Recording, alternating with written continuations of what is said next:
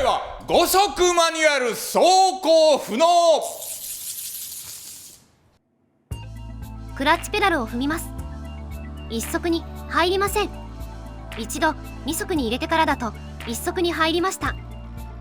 クラッチペダルは1杯踏んだままブレーキは踏んでいません。車が勝手に動きます。クリープ現象なのだ。違うわ。クリープ現象は AT 車よ。そうなの？クラッチペダルが重く踏みしろが少ない状態です。クラッチペダルが戻らなくなっているのだ。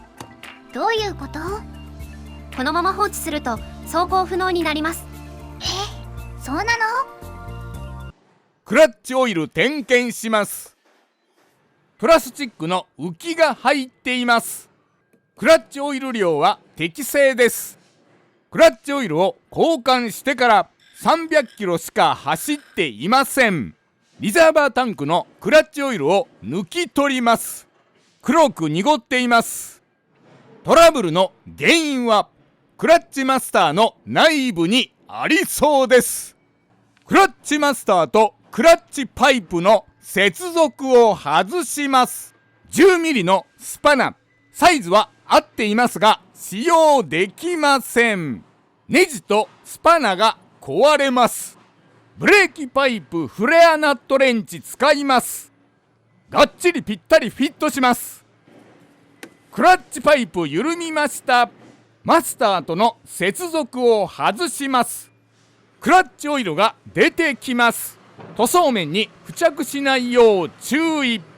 クラッチマスター2箇所の取り付けナットを外します。ナット外れました。次はクラッチペダルとクラッチマスターの接続を外します。クリップを外します。クリップ外れました。ピンを外します。ピン外れました。クラッチペダルとクラッチマスターの接続が外れました。クラッチマスターを外します。クラッチマスター外れました。クラッチマスターシリンダーのブーツを外します。ブーツを破らないよう注意。クラッチオイル漏れありませんでした。スナップリングプライヤーです。スナップリングを外します。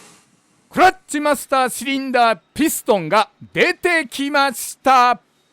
シリンダーとピストンおよびプッシュロッドです。パーツクリーナーで洗浄します。シリンダー内部に傷や腐食はないか点検。問題ありません。今回は使用していませんが、シリンダー内を掃除するブラシがあります。次はスプリングピンを外します。マスターシリンダーを変形させたり傷をつけないよう注意しながら万力に固定します。5ミリのピンポンチです。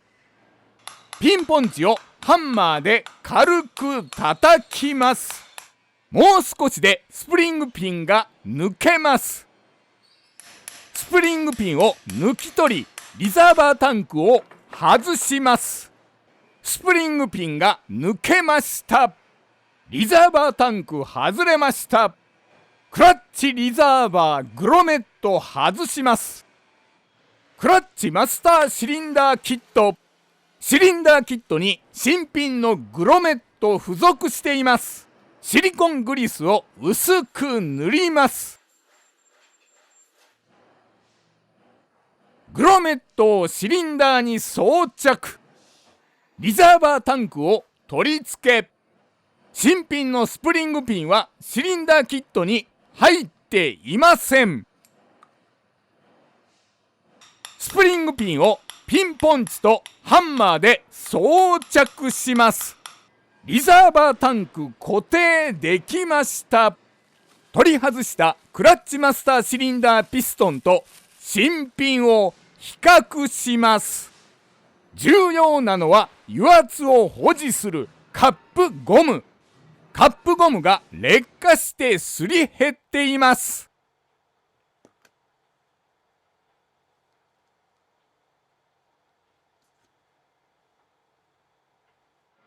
新品です。プッシュロッドのストッププレートとスナップリングおよびゴムブーツを新品に交換します。プッシュロッドの固定ナットを緩めます。クラッチペダルの高さを調整する箇所です。新品のストッププレートとゴムブーツを装着。元の位置にねじ込んでから固定します。プッシュロッド部分取り付け前の準備ができました。ピストンのカップゴム2つ、シリコングリスを薄く塗ります。シリンダーにピストンを装着。引っかかりなど不具合はないか点検。問題ありません。次はプッシュロッドを固定しますが、ピストンがスプリングの反力で飛び出します。シリンダーキットに付属の新品のスナップリングを使います。作業をしやすくするため、傷をつけないよう注意しながら万力に固定しました。プッシュロッドを押しながらスナップリングをシリンダーに装着。スナップリングがきっちり入っているか確認。作動点検問題ありません。ゴムブーツをシリンダーに装着。クラッチマスターのオーバーホールが終わりました。クラッチマスターを車に取り付け元に戻します。次はクラッチレリーズのオーバーホールです。ジャッキスタンドをサイドメンバーにかけます。左右のジャッキスタンドかかり具合を確認。ミッションの横にクラッチレリーズがついています。ゴムブーツをずらしてオイル漏れの点検。オイル漏れありませんでした。クラッチホースの接続を緩めます。クラッチレリーズの固定ボルト外します。クラッチレリーズとクラッチホースの接続を外します。今回はクラッチマスターだけのオーバーホールで故障は治ると思います。しかしクラッチレリーズ内部が劣化していると後日オイル漏れする可能性があります。マスターとレリーズは同時にオーバーホールすることをおすすめします。パーツクリーナーで洗浄。シリンダー内部に傷や腐食はないか確認。クラッチレリーズシリンダーキット。下側が新品のピストンです。片側のカップゴムが劣化していました。カップゴムにシリコングリスを薄く塗ります。ゴムブーツも新品に交換。作動点検。クラッチレリーズをミッションに取り付けます。クラッチの油圧系統にはブレーキオイルを使います。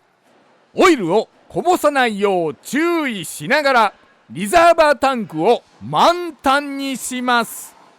ブレーキブリーダー、エア抜き用の工具です。ブリーダープラグに装着する箇所。一方通行のワンウェイバルブがついています。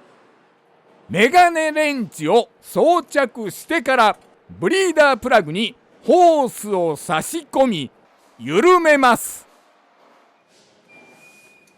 クラッチペダルをいっぱいまで踏み込み戻す。何度も繰り返します。ホースのエアーがなくなるまでクラッチペダルを動かします。ホースが外れてしまいました。リザーバータンクにオイルを補充しながらエア抜きをします。リザーバータンクのオイルがなくなるとエアが混入してしまいます。エア抜き作業を続けます。エアが出なくなりました。ブリーダープラグを閉めます。クラッチペダルの引っかかりがなくなり、とても軽くなりました。クラッチリリーズ正常に動いています。ジャッキスタンドを外してジャッキを下げます。リザーバータンクのオイル量をアッパーレベルに合わせます。浮きを入れてから蓋を閉めます。ブレーキオイルをこぼした箇所は水でしっかり洗い流します。クラッチオイルは漏れていなかったのだ。どうしてクラッチの切れが悪くなったの？クラッチマスターのカップゴムが摩耗して内部漏れしていたと思うわ。内部漏れ？何それ？メインカップが摩耗するとピストンが押したオイルが前に行かず後ろ側に逃げるのよ。どういうこと？油圧が十分に上がらないからレリースシリンダーが適正に動かない。その結果クラッチの切れが悪くなるの。どうしてオイルが外に漏れてなかったの？後ろ側のカップが生きていたからオイルがプシュロット側に漏れなかったの。なるほどなのだ。オイルが黒かったのはなぜなの？摩耗したカップゴムの粒子がオイルに混ざったからよ。それでピストンの滑りが悪くなってペダルが重くなったり引っかかりが出ていたの。わかったのだ。僕マニュアル車を運転したことがないのだ。マニュアルはとても楽しいの。できれば一度は運転してほしいわね。スポーツカーじゃなくてもいいの？もちろん軽トラで十分よ。自分で車を操っている感じがすごく楽しいの。僕マニュアルに乗ってみたくなったのだ。ご視聴ありがとうございました。